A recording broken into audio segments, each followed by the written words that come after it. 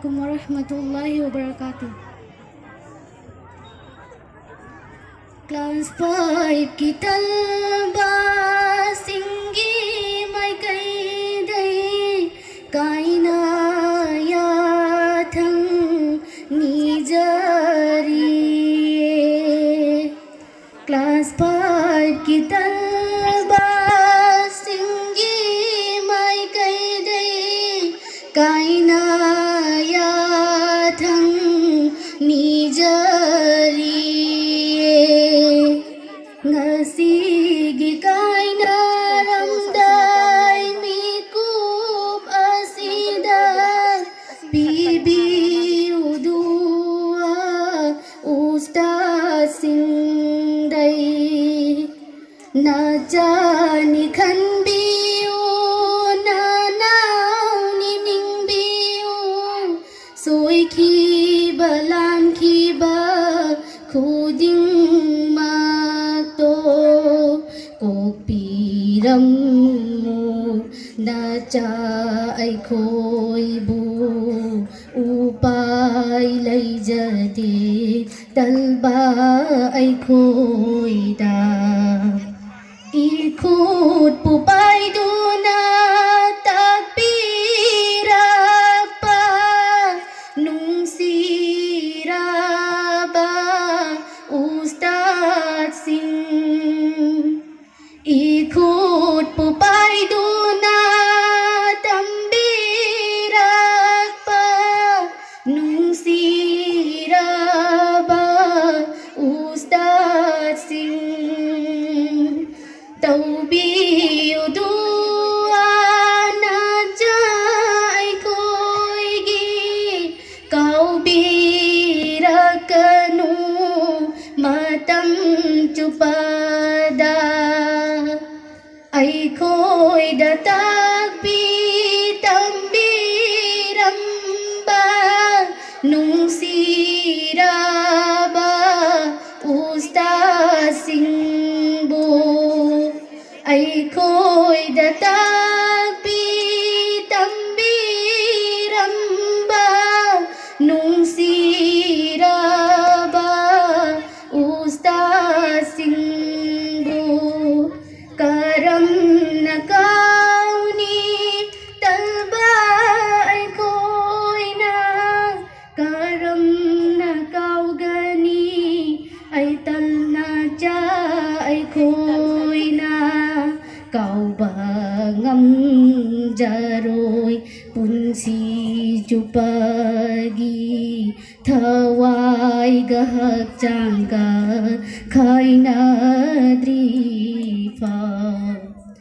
aroi bachaige aroi bami kubni chadlam daigi mikub asida aroi bachaige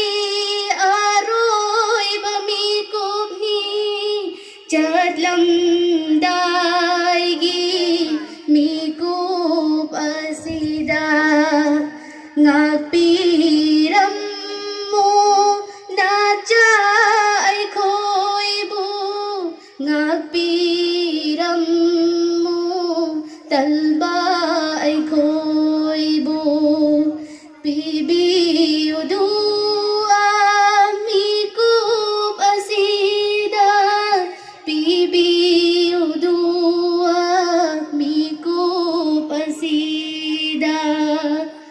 kopi hai jari nanai ai khoi gi ikhata ba talba singda kopi hai jari nanai ai khoi gi ikhata ba talba singda matam kaya dagi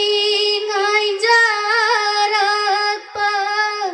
yaurak lingasidi sanat kinumit matam kaya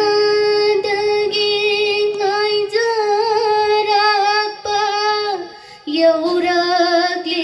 sidi sanat kinumi Ustaz singna harau na pibiba mamal yam laba sanat ase Ustaz singna harau na